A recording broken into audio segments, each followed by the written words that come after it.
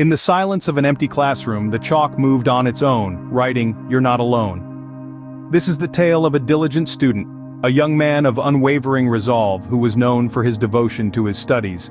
He would often stay late at school, long after his classmates had left, engrossed in his textbooks, seeking knowledge in the quiet solitude of his classroom. However, one evening, something peculiar occurred. The air around him grew cold, and he could hear the distant sound of a chalk screeching against the blackboard. He turned around, and there it was, a piece of chalk, suspended in mid-air, writing on the blackboard. The message it left behind was chilling. "You're not alone."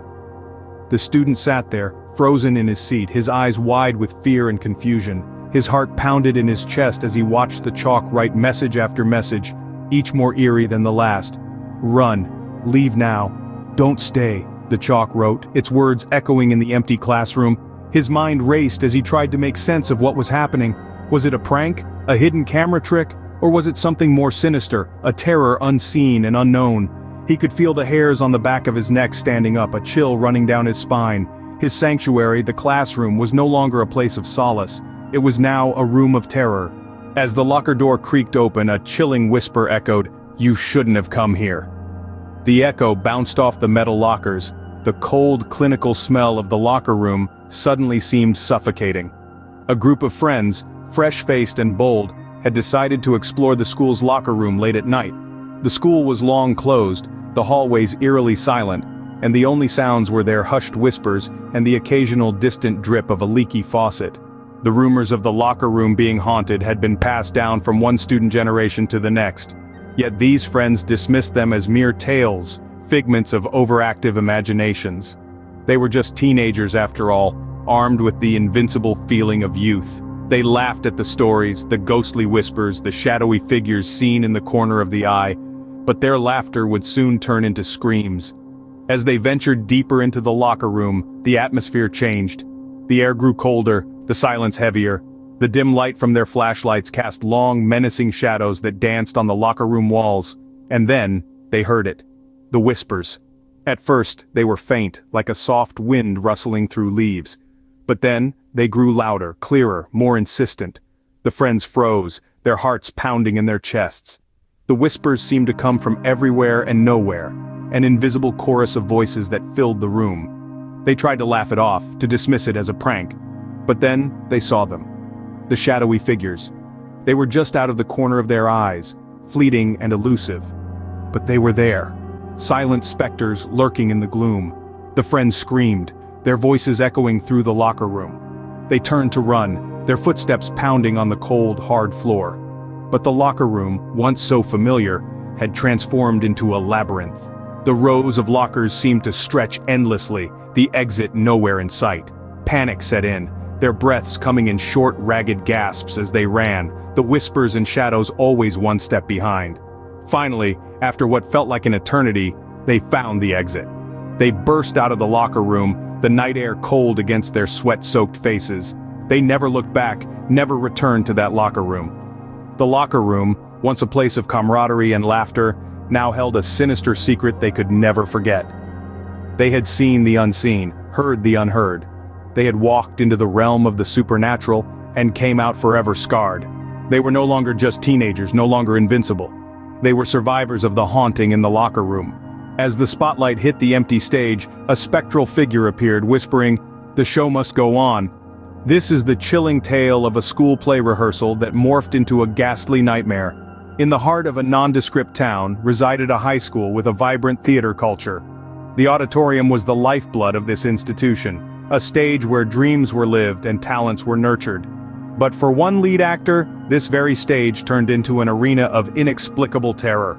Every time he rehearsed alone for the annual play, under the harsh glare of the spotlight, he started noticing a spectral figure. At first it seemed like a harmless reflection, a trick of the light perhaps, but soon the figure started appearing more frequently, always under the spotlight, always watching him. He shrugged it off, assuming it was a prank by his friends. But the figure didn't stop at the auditorium doors. It started appearing outside the auditorium, a shadowy presence lurking in the corners of his vision. And then, the whispers started. Soft, barely audible. They were like the rustling of the wind, or the distant hum of the school's central heating. But they were persistent.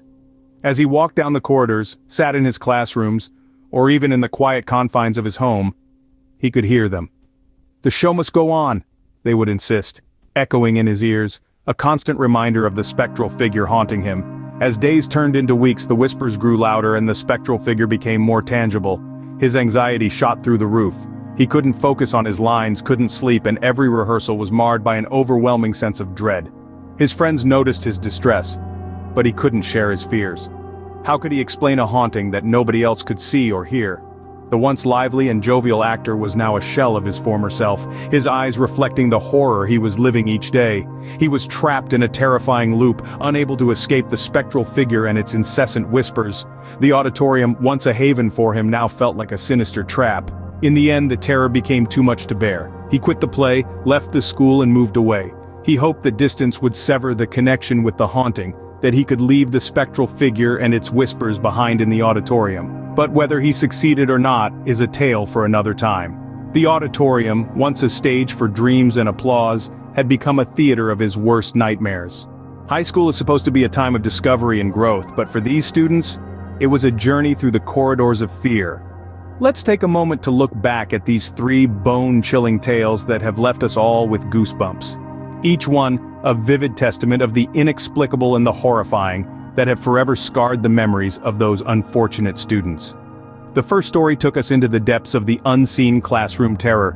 The eerie silence of an empty classroom, punctuated by the chilling whispers of an unseen entity, was enough to instill a paralyzing fear.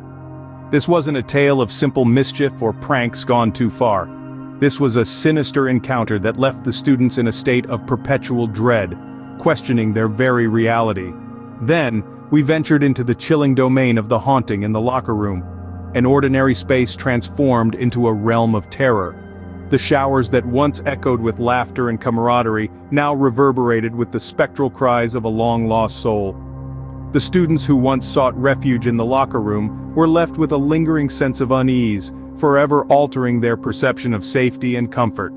Finally, we were drawn into the spectral spotlight of the ghost of the school auditorium. An entity, seemingly bound to the stage, enacted a haunting performance that left the viewers in a state of paralyzing terror. The students who once sought solace in the arts were left with a lasting memory of an ethereal figure, a chilling reminder that sometimes the show mustn't go on. In each of these stories, we've seen how an ordinary high school experience can become a journey through the corridors of fear. The students, in their pursuit of knowledge and growth, were instead taught a lesson in terror.